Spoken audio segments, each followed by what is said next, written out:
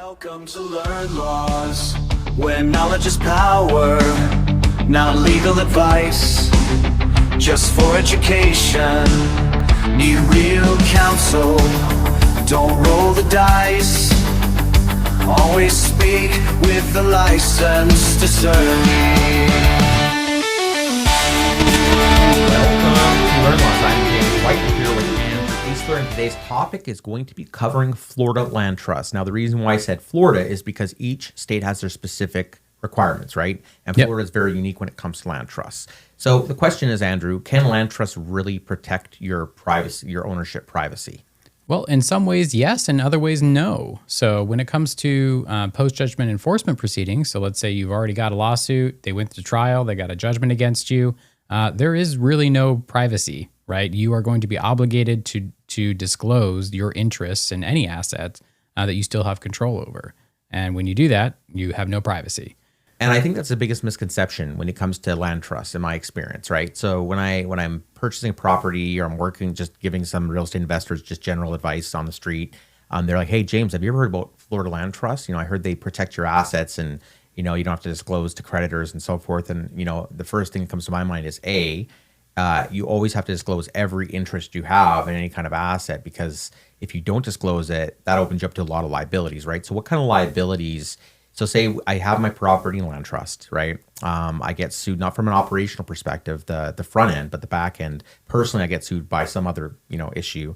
And I have to tell the judge or the lawyer or the collector, whoever is doing the collection, the debt collection, what my assets are. And so legally I have to disclose that I have an interest in this land trust, in a land trust. Yeah, it's a court filing, and that's all subject to potential perjury actions and contempt of court if you decide not to follow the rules. Okay, follow so the I order. follow the rules, and I say, well, they're not going to know that I own this property anyways because my name's nowhere on it. The consequences are perjury, Contempt of court, potential fraud or criminal actions against you. Again, if you're trying to defraud your creditors by not revealing that you still have an interest in a land trust, there's big consequences. You could have sanctions against you. It's not a fun, pretty picture.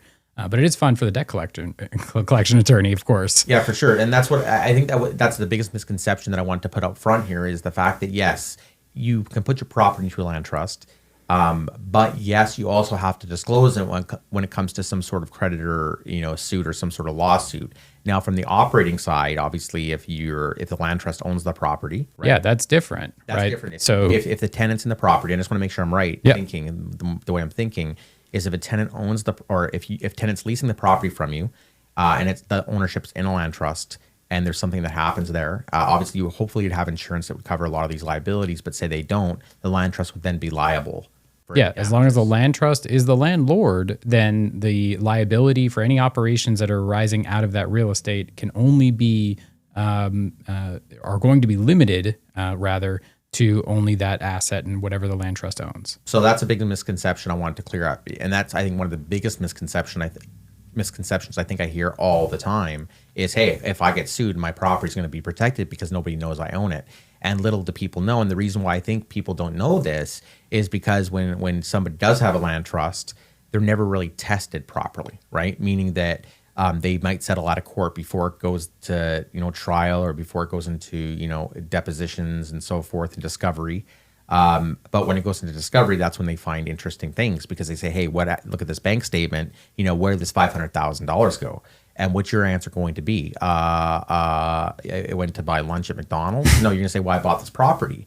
Okay, well, where's the property ownership? And then they're going to discover that you have a land trust, right? And then all of a sudden, oh no, now I just perjured myself because I filled it, and and now that's where it opens up the can of worms. Am I correct in saying that? 100%. Thought. So I think that I'm really glad we got that out there right away. So land trusts do not protect you from creditors. I think that's a big misconception.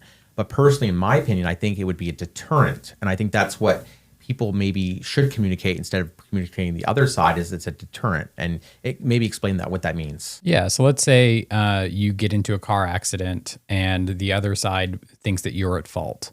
They go to Morgan & Morgan or another personal injury attorney and they look at the case and say, okay, well, is there adequate insurance, right? Let's say, what's the insurance policy limits? Okay, it's $500,000. Okay. What are your injuries? $1 million. Let's say they want to go for $1 million. Okay. Normally, they're going to do an initial search to see, okay, if I can't get it from the insurance, where else can I get it from? Is there another asset that I can collect that extra $500,000 from? And if they do a search for you and you don't show up because a land trust does not require that the beneficial owners of that land trust are disclosed in the official records, then they may not see it and therefore might be deterred from going for that extra $500,000. Maybe they only go up to the 500 or settle for the 500 for the policy limits. Okay, so it's more of a deterrent than an actual asset protection technique. I mean, technically, if it protects that extra $500,000, it could be considered an asset protection technique, of course. But on the back end, when you have personal liability that arises, it's not going to protect you from potentially losing that asset. It's only if there's liability that arises from the front end, a tenant kind of liability or premises liability, that kind of thing. It's only going to silo that liability to whatever that land trust owns. So this sounds very familiar to owning property in an LLC. And I personally own all my investment properties in an LLC, multi-member LLC, which I think protects me decently. What is the difference between a land trust, owning it in a land trust, and an LLC? Yeah, so actually, they do even borrow quite a lot of case law from each other. So LLCs are often treated very similar to land trusts in that they essentially silo the operations to whatever that particular entity owns, whether that's an LLC or land trust. The one thing that the land trust can do that an LLC can't do is if you currently own a property in your personal name and you have a mortgage in your personal name and you're the borrower on that mortgage or the personal guarantor on that mortgage in Florida is usually going to have a due on sale clause, which basically means if the lender negotiated with you, underwrote you, determined that you were credit worthy and they wanted to lend money to you, but if you decide to take that asset and give it to somebody else, they're going to say, well, we need to be paid right away. We don't trust that our security is going to be protected. So they have the right to declare whatever mortgage you have due and payable within 30 days, typically. Now, there is an exception to that rule under the Garn-St Germain Depository Institutions Act, which was enacted, I believe, in 1982, which prohibits these financial institutions and lenders from accelerating or utilizing these due on sale clauses when you're transferring the ownership of the property to a trust that you own for your own benefit for estate planning purposes. So That's very interesting. That's a little tidbit, huh? it is a nice little tidbit. Yes. So because I think a lot of people get scared when they see their mortgage documents and they read it and say it's due on sale, or there's some sort of acceleration clause in there. They're like, well, I can't transfer it out because I have this acceleration clause. So it prevents them from actually doing proper estate planning. Right. Yeah. I mean, if you were to transfer it to an LLC, which is often the preferred method to protect your assets that way, then the bank would have the right to enact that due on sale clause. So if you have a mortgage and you're looking at protecting your assets or doing some sort of estate plan, then a land trust may be a better way to go than incorporating and forming an LLC. Yeah. Now, the only drawback here is I am very cautious about land trusts, especially getting them from non-attorneys. There is a lot that a land trust can do for you, but there's also a double-edged sword, right? Anytime you're going to have a high level of anonymity, whether that's a Wyoming LLC where you're not on the public records or a land trust where you're not on the public records, there is a risk for fraud. Okay. Okay. And do you have an idea of where I might be going with that? Don't. No, tell me. Okay, so if you have $500,000 and you buy a property, but instead of you buying that property, you have a land trust. Let's say you put your brother in charge as the trustee of that land trust, and you sign your land trust documents as the beneficiary, but nowhere in the public records does it show your name anywhere. That's the idea, right? That's the anonymous part of it. Yes.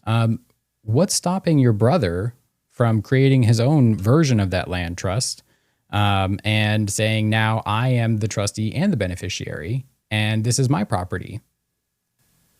So let me get that straight because I'm a little confused now. You confused me. So I have a land trust that I set up. Yep. And it's James White's land trust. But that document that you use to set up that land trust is not recorded anywhere in the official records. So it's private, obviously. Yeah. So it's private. So what you're saying is somebody else could technically create another document with the same trust name, and they have the private trust document, and they can transfer that property, or they could technically commit fraud. Yeah, I mean it's a hotbed for fraud, unfortunately.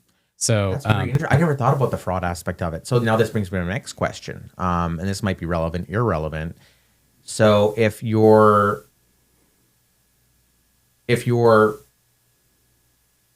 having a land trust, and somebody does fraud you and you haven't disclosed to creditor that this is your trust, and then you go to sue them because it's fraud, obviously. Now that creditor that you lied to originally during discovery saying, I don't have any assets, now they have public record that you've initiated a lawsuit against somebody saying that this property is legitimately mine and it's fraudulent. And it has been mine since before the judgment was entered. Now you get caught with bankruptcy fraud or some sort of creditor fraud. So this is where, again, at the beginning when we were talking about this, why I had to really think through that question was, again, land trusts protect you in some ways, in other ways they don't, but you still have to disclose to creditors, whether it's the IRS, whether it's just a lawsuit from a personal issue that you've had. You still have to disclose, because if you don't disclose, eventually it may come out, and that's the risks, right? And I think that's where it bothers me when I see a lot of these like non-attorney people advertising on like Instagram or TikTok or one of these other platforms. It's like, you see all these comments and you're like, oh yeah, I just created a land trust myself. And my eyes bug out and I say to you all the time, I'm like, these people are crazy. They don't even know what they're getting themselves into. Well, yeah. I mean, these are probably some of the largest assets in your portfolio, right? Most people have maybe one investment property, one house and one investment property. And that makes up maybe 50, 60% of their entire net worth, maybe more. And they're just going to put that into the hands of some non-lawyer to handle, to make sure they get the document execution right, to make sure that the words are put in there correctly, even though they're not allowed to tell you what words to put into the template.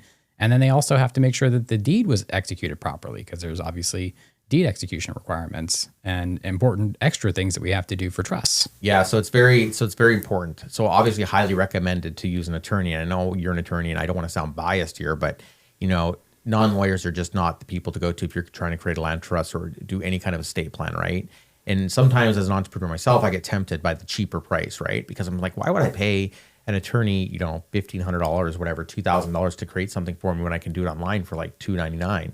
And that's the specific reason. The other reason why I've learned to use attorneys over the years is because I want their protection, right? I want their malpractice insurance. So if they tell me to do something, and I do it exactly what they say, and it's wrong, well, I can go after their malpractice insurance, but also it protects me from some sort of criminal liability too, right? Because I'm depending on that lawyer's legal advice.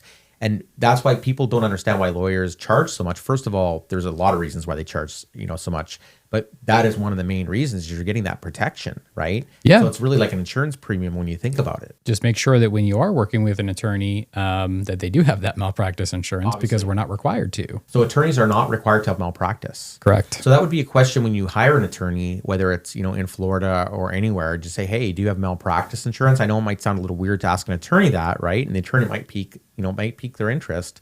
But yeah, that's I never thought about that before. So when you're hiring an attorney, for whatever you're hiring that attorney for, always make sure they have malpractice insurance. So to recap, any property in Florida can be transferred into a trust. Yeah, any real estate property, anything that's considered real estate. So would a commercial property or like a fourplex, would that still, like if you have a mortgage on that, would that trust protection still apply, like meaning that the creditor could not accelerate or initiate that due on sale clause? Yeah, so as long as it falls under the exception under the Garn-St Germain Depository Institutions Act, then yeah, you definitely wouldn't have the right to do that due on sale clause. Now, of course, speak to an attorney if you have that question. If there's even 1 ounce of question about whether it's going to enact it or not, go see an attorney. Okay, so in Florida we have the Homestead exemption, right? Which is a really great creditor protection in itself, right? Yeah, one of the best in the country. It's constitutionally protected, right? Yeah, if I remember. Okay, so how does a land trust affect your homestead exemption and property taxes? Yeah, so if you are going to hold your own homestead property in a land trust, then you have to make sure that the land trust contains the requisite constitutional language that gives you the right to reside during your lifetime on that property. If it does not have that language, then you cannot claim homestead. You're going to have to go to the property appraiser and say, hey, I've just taken my homestead and put it into a land trust.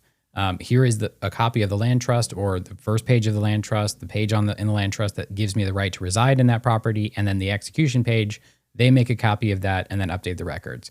So yes, you can claim homestead on it as long as the requisite language is in there, and you've notified the property appraiser that it is still you, so it doesn't interrupt any homestead that you already have, or you've at least applied for your homestead and they've accepted those documents. Now, you mentioned if you have a mortgage on a property and you transfer it into a trust and you're the beneficiary, there's a law.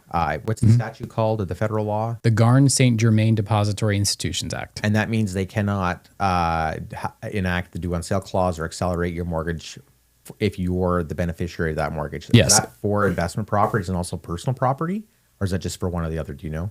Yeah, for both. For both. Okay, perfect. So that being said, if I have a mortgage and I have it in my trust now, okay, my land trust, and I want to remortgage that property, take equity out, generally in your experience, will that land trust still qualify? Like, can you qualify for a mortgage under that specific land trust, or would they have to have you on that mortgage as well?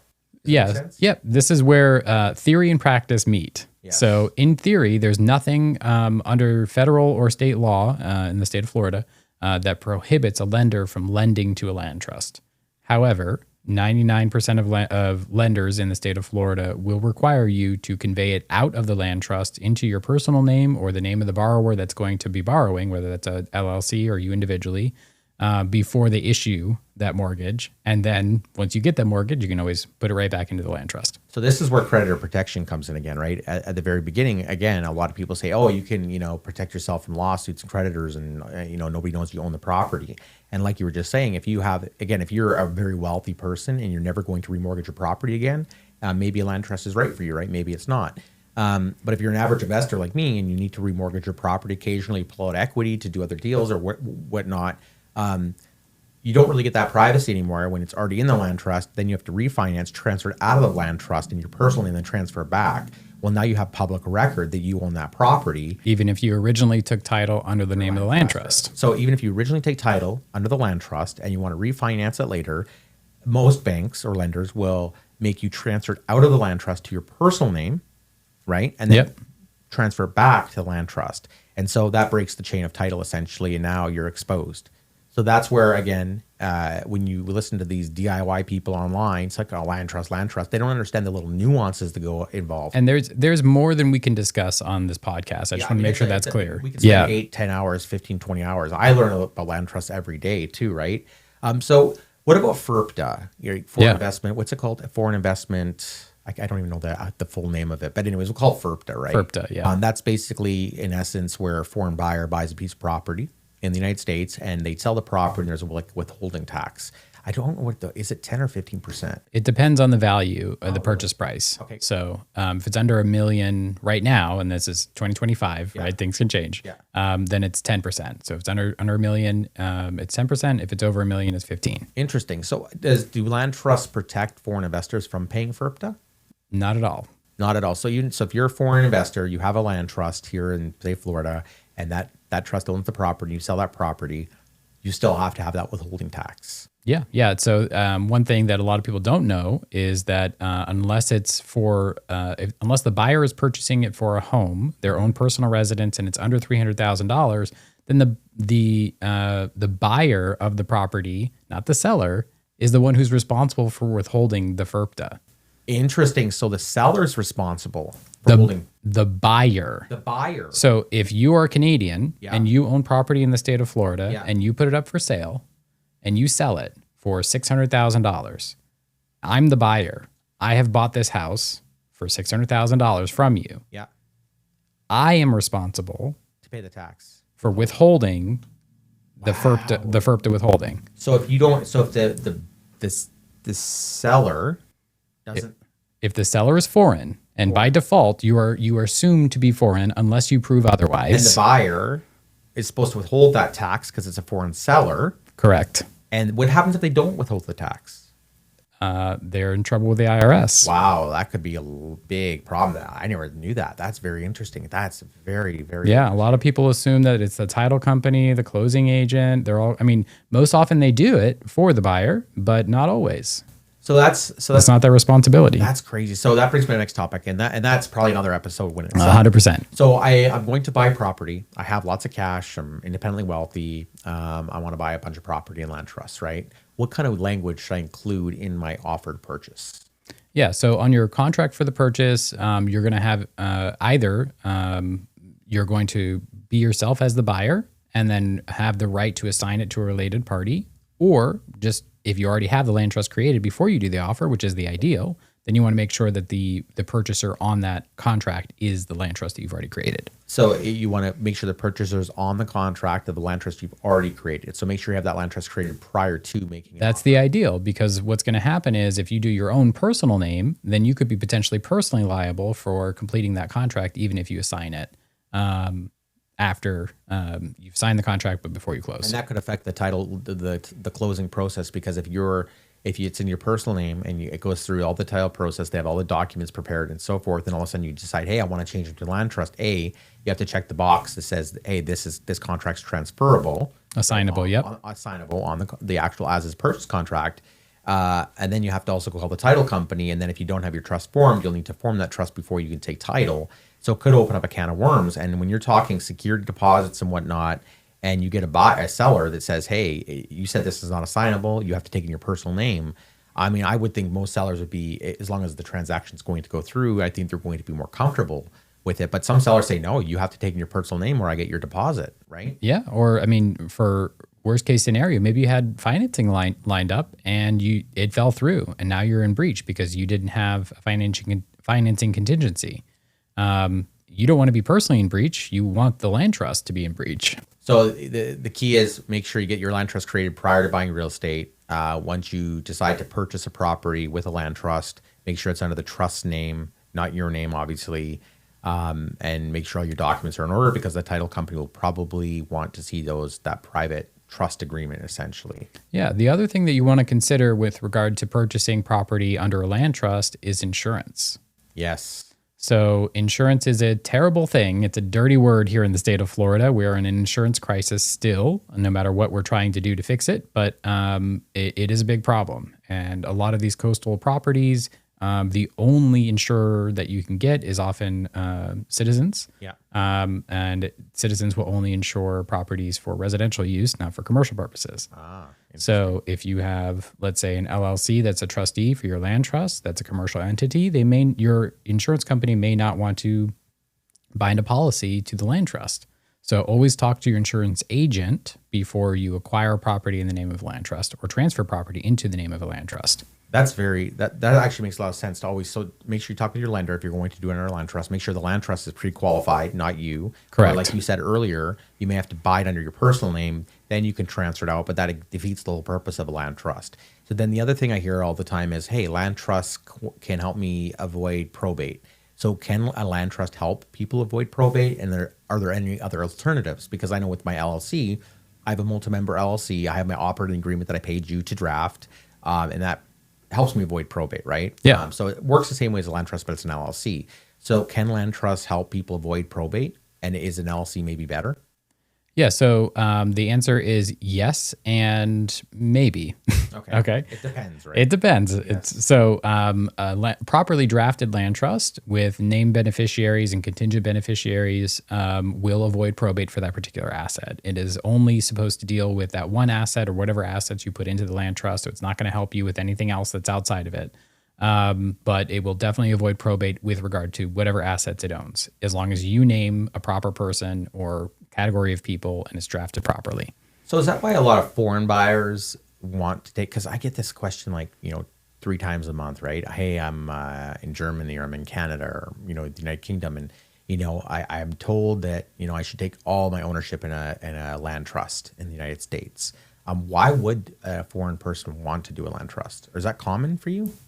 Like in your practice? So usually foreign investors are going to want to put their investments into a land trust or an LLC. Now, whether it's an LLC or a land trust really depends on the individual facts of their cases and what their concerns are, but it really has nothing to do with whether they're a foreign owner or not. So a foreign owner can actually put their property into a land trust? 100%. Okay, and then are there any restrictions in putting that property into a land trust? The only thing is it's the same restrictions as if you were owning it yourself, right? It's a grantor trust, so any revenue that you're getting, you have to pay tax on. It's a revocable trust, which means you can always take it out of the trust, which means it's subject to creditors if you get a lawsuit against you. And of course, you're still subject to FIRPTA withholding. So what other challenges we already talked about FIRPTA withholding taxes and whatnot, but what other challenges do out-of-state buyers or out-of-state owners have when using land trusts? Are there any other challenges that they may face?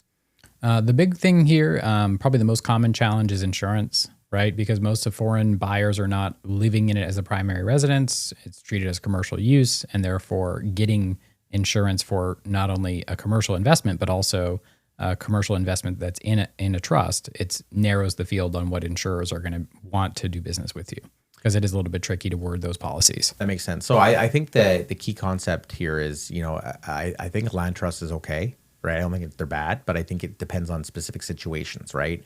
And not one size fits all. So if I see a template online or I'm thinking about it, make sure you really do your research and make sure a land trust is right for you. But the alternative is an LLC, which I think personally, in my opinion, right? I'm not an attorney, but in my experience and opinion, I think a multi-member LLC with a properly prepared operating agreement is much more superior than a land trust. But again, it depends on people's specific circumstances and their financial circumstances, their estate planning, and who and what and why they're doing what they're doing. Right. So what are some of the biggest mistakes when you're working with people that want to form a land trust? Say you're in a consultation, right? And somebody comes and says, hey, I want to buy this property. I want to buy a land trust. What do you generally see people's biggest mistakes are, misconceptions? So this is something that's not super common, but probably the biggest mistake I've ever seen with the land trust is trusting the wrong person.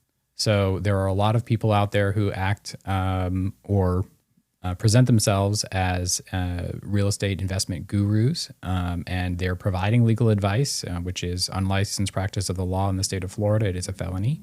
And they're telling people you need to do a land trust, make me the trustee. Your creditors will never know about it. You don't have to disclose it. And they hand over all of their properties to this trustee, and then the trustee takes it and mortgages it, sells it, does whatever they want with it. So literally, one of these, and this is again, I don't want to keep harping on the fact that you should use an attorney, right? So you get this, say, a foreign investor, an investor that's not super experienced, right? They're deciding to buy their first property. They're online. They're researching. They get targeted by some sort of non-lawyer service saying, we'll create you a land trust. We'll be your trustee. So you pay the money. You then transfer the property or take title as land trust with the trust agreement as the beneficiary is the trust or the actual trustee, right? And now all of a sudden you've lost title to your property, and they can remortgage that property. They can do whatever the heck they want to do with that property, and you really have no recourse because you assign those rights to them. Yeah, I mean, you can go after them for fraud or fraud in the inducement. You can go after them for breach of fiduciary That's duties. A lot of money. You're looking at $50,000, $100,000 just in litigation costs. I mean, that's crazy. Right. And how long before you realize what's occurred? Yeah, it might be years and years and years and years. And what about statute of limitations? That opens up another can of worms, right? So based on what you're saying, and that's a huge mistake. So a lot of people probably wouldn't even think about that.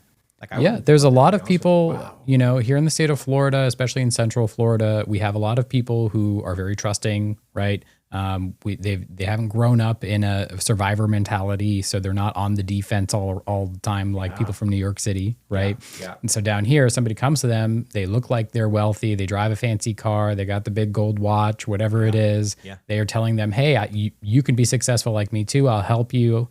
I'll be your best friend. I'll be your buddy. And then they get all the documents, get all their money, get all their assets, and then they never hear from them again. Wow. Yeah, it happens all the time in Florida. That's why it has such a bad reputation for real estate investments, because you get a lot of scrupulous people, right? Yep. That's crazy. That's a huge, yeah. So that obviously, in my personal opinion, I think a multi-member LLC with an operating agreement is probably better. But again, it depends on, somebody's circumstances. And that's why it's always important to talk to an accountant to make sure your taxes are in order and figure out the taxation aspect of it, talk to an attorney, figure out the estate planning, asset protection aspect of it. But so in the short answer, a land trust can help you avoid probate, right? Yep. It doesn't help foreign investors avoid FIRPTA or foreign withholding tax. It is discoverable during lawsuits, and it is, you have to disclose it during lawsuits on your fact information sheet wherever you get sued. Failure to do that would be, it'd cause you to have fraud issues, cause you to have sanction issues, and held in contempt, a whole can of worms. So you're smarter off, in my opinion. A multi-member LLC gives you a lot of those aspects that you're looking for, but plus it gives you the multi-member LLC, benefit too. Right. And again, the only drawback that the LLC doesn't have the ability to do is follow through that loophole under the Garn-St Germain Act. that allows you to. That makes sense. That's why somebody would use land trust generally over an LLCs if they have a mortgage and they're trying to do some estate planning or asset protection. At that point, then a land trust would maybe make more sense because then they don't have to pay off the mortgage. But if your property's paid off, or you have the cash, or you have financing approved through your LLC, then it would probably make more sense to use an LLC. Yep. And again, I hesitate to give suggestions and probabilities. Obviously. Every situation is unique, and there may be other considerations that we haven't talked about that we don't know about. So I guess the big legal tip or takeaway today would be if you're going to use a land trust, make sure you are the trustee and you are the beneficiary. How about just go to a trusted attorney and make sure that they have malpractice insurance? Yes, obviously that's a big tip. Yes, obviously, but obviously make sure you're the beneficiary. If if some random person comes to you and says, "Hey, I can create you a land trust and protect you from all this blah blah blah blah blah," and you do it, you're in trouble. So I think my takeaway today would be, make sure if I'm transferring my property to a land trust, make sure I am the beneficiary. Well, even then, even if you see the document that has your name on it, I've literally had a situation where somebody just created a whole new trust and named themselves as a beneficiary and then sold it. And now it's your word against theirs. Wow, that's crazy. That sucks. That sucks. And if you use an attorney, then at least the attorney should have the record of when it was executed and should be able to attest and witness to what happened. But if you just got your neighbor to sign off or his buddy, the trustee's buddy who's willing to lie for him, which has happened. So I guess for me, if I have a mortgage and it's in my personal name and I want to do some estate planning, asset protection, then a land trust makes a lot of sense, right? If it's paid off, if I don't need the money or I have the money, I'm getting qualified with my lender through my LLC, then just do it in LLC with a properly prepared operating agreement, and you should be okay, I would think. Yeah, it all depends on your specifics, the specifics of your situation. But generally, an LLC, in my opinion, is better than a land trust in most circumstances. Perfect. Well, thanks, Andrew. That's it for our land trust today. And next week we'll have another topic. Thanks for coming on. Yeah, thanks. Yep. Bye-bye.